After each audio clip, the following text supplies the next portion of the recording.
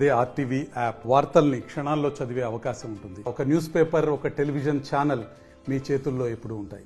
చేతులు వేరుకునే భారతీయ జనతా పార్టీ ఇలా సిక్కు లేకుండా ఎన్నికలు వచ్చి పోటీ చేసి మేము ఉపాధ్యాయ సంఘం, మేము టీఎన్జిఓ నాయకులం, మాకే ఓటేయాలంటే ఎస్ మా కార్యకర్తలు ప్రశ్నిస్తున్నారు. ఉపాధ్యాయులు ఉద్యోగులను అన్నా మీకోసం కొట్లాడింది మేము, జైలుకు వెళ్ళింది మేము, లాఠీ దెబ్బలు మీకోసం తింటే అసెంబ్లీ ఎన్నికల్లో మాకు ఎందుకు ఓటే లేదన్నా, మా ప్రభుత్వం ఏర్పడే అవకాశం ఉంటే ఎందుకు రాకుండా చేసిరన్నా, ఇలా మీకోసం మేము ఎందుకు కొట్లాడాలన్నా అని మా కార్యకర్తలు ప్రశ్నిస్తున్న విషయాన్ని ఉపాధ్యాయ ఉద్యోగ వర్గాలు ఆలోచించాలి, గుండెలో చేసుకుని ఆలోచించాలి. ఇది ఒక మళ్ళీ అవకాశం వచ్చింది. ఇలా ఎమ్మెల్సీ ఎన్నికల్లో మళ్ళీ అవకాశం వచ్చింది. మా కార్యకర్తలు అరణ్య రోజులు ఒక్కసారి ఆలోచించండి. అలా ఆ రోజు కాళ్ళకు గాజు ఒకరు గుర్తుంటే అమ్మ అమ్మ నడిచినటువంటి ఆ కేకలు మీ కళ్ళకు మీ చెవులకు వినడాలి. మా కార్యకర్తలు కూడా లాఠీ దెబ్బలు మీ కళ్ళకి రావాలి.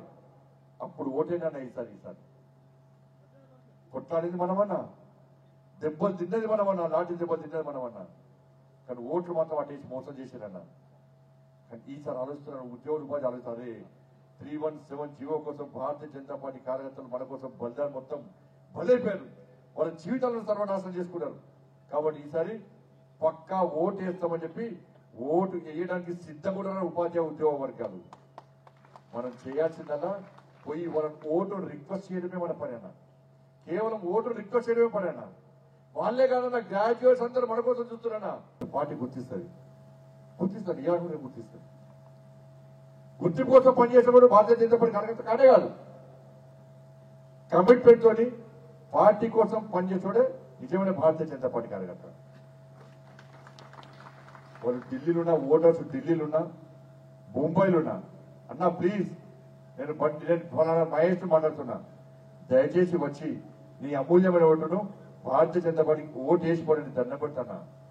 నేను పర్సనల్ రిక్వెస్ట్ చేస్తున్నాను నీకు, దయచేసి రా అన్నా. అన్నా మీరు అడిగే రిక్వెస్ట్ బట్టి, మీరు చేసే రిక్వెస్ట్ బట్టి వాళ్ళు ఢిల్లీలున్నా, వాళ్ళు ముంబైలో ఉన్నా కూడా, వాళ్ళు కూర్చోండి, వాళ్ళు ఢిల్లీలో ఉన్నా, వాళ్ళు ముంబైలో ఉన్నా కూడా మీరు చేసే రిక్వెస్ట్ బట్టి వాళ్ళు సొంత ఫ్లైట్ టికెట్ పెట్టుకొని ఓటేయాలన్న. ఒక గట్ల రిక్వెస్ట్ చేయాలి. 27 సాయంత్రం వరకు మీరు మీ పోలింగ్ బూత్ వదిలిపెట్టరావాలి. 24 పొద్దున ఉదయం నుంచి నేను ఎంపీగా పోటీ చేసినప్పుడు అన్నా, మొన్న ఎంపీగా పోటీ చేసినప్పుడు మీరు నమ్మరు, సాయంత్రం 5 గంటలకు ఉస్మానాబాద్ పోతే ఉస్మానాబాద్ బూత్ దగ్గర దాదాపు 100 మంది కార్యకర్తలు ఉన్నారు. నా బీఆర్ఎస్ లేదు, నా కాంగ్రెస్ లేదు. ఉజవాబాద్ మన పోలింగ్ బూత్ దగ్గర అల్చల్ మనదే.